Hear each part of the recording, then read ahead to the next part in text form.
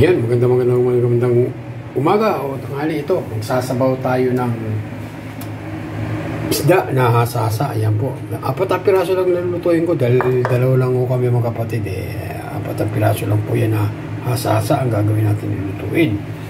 At ito po, at meron po tayong mga sahog po natin ay kamatis. Dinamihan ko na po kamatis dahil masarap pag marami kamatis. Tapos ito, sibuyas. Meron po tayong mga sibuyas. Posibleng wala yan. Tsaka yung luya. Number 1 po yan, luya. Pampatanggal po nun. Sa po natin yan. Yan luya natin. Sa ngayon ay meron na po akong pinakulo ang tubig yan. Pakulo po ako ng tubig na para madali na po. Yan. Yan, tingnan natin. Mahinta po na tubig yan. At ito, umpisa na po natin ilagay ang ating mga sahog. Ito, nalagyan po natin itong mga luya natin. Luya. Malinis po kamay ko, hindi po marumi. Nagugas po ako ng kamay. Hindi po ako nagluluto ng marumi kamay ko. Hindi, nanan ko na po kasi kinakain ko po ito eh. Ayan, may luya na po tayo. At ito, meron pa tayo sibuyas. Mamaya kukuha ako ng sili sa garden. Doon sa garden ako kumukuha ng sili. Kasi hindi ako nag-i-stack ng sili sa rep. Mas maganda yung kinukuha ko sa garden para sariwa. Ayan.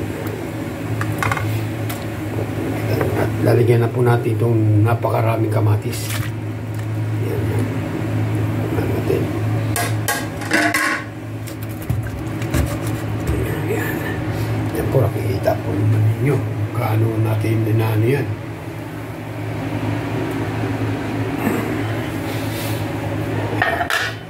Basta ito lang po, 4 na piraso lang yan. Hasa-hasa.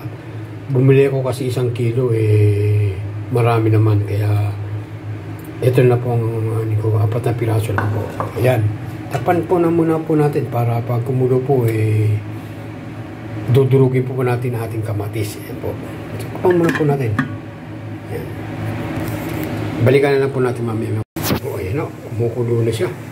Durugin na po natin ating mga kamatis. Yan.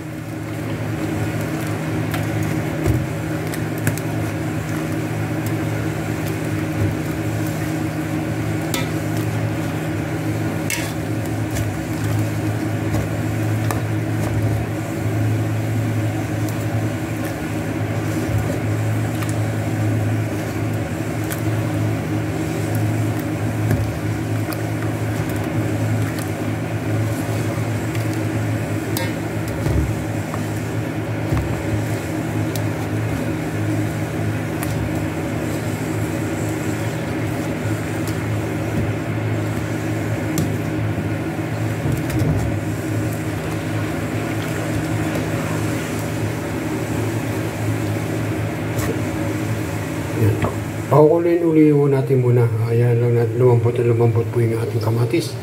Para pagkatapos po niya na lalagay na po natin isda. Ayan, tingnan natin uli. Kulong-kulo na siya, oh.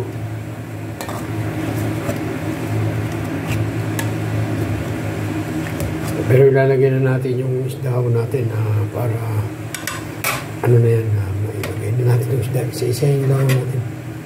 4 na piraso lang po yung lulutuin kong hasa-hasa ng isda. Kasi meron naman kami ulam ngayong tanghali. May tortang, ano pa po ako rito? Tortang talong. Nakita nyo. Kasi may ulam pa ako. Kaya ano ko lang itong namin.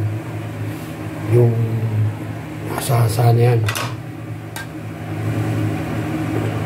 Mamaya po, lalagyan na po natin ng pang-asim yan na lemon. Lemon po lalagyan natin pang-asim para mas maasim siya. Yan. Panahuli natin.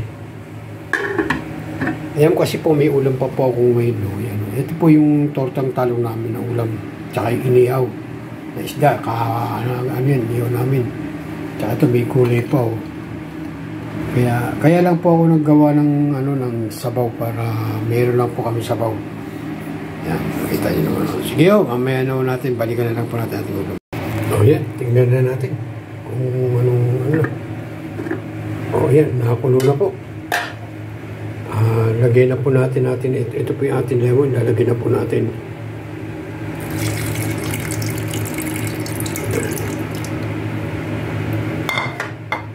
At timplahan na rin po natin ang asin.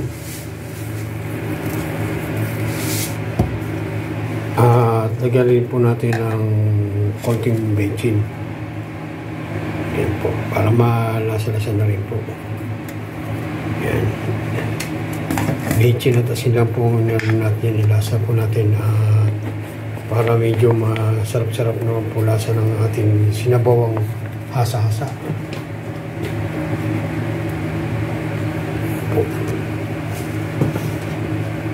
Maya-maya po konti, ano po natin yan, takpan na po natin at balikan na rin ulit natin mamaya-maya.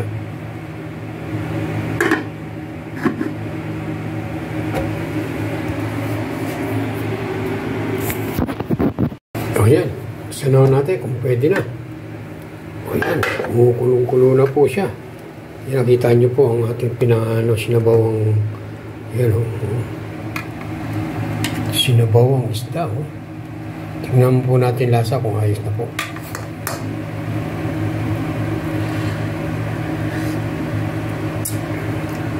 Sarap.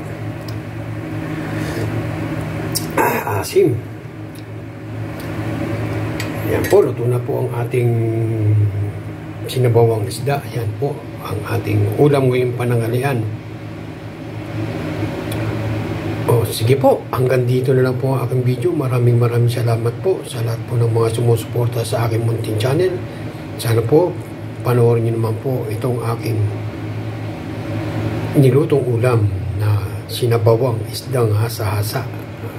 Sige po, hanggang dito na lang po. Ang lingkod. Bye-bye!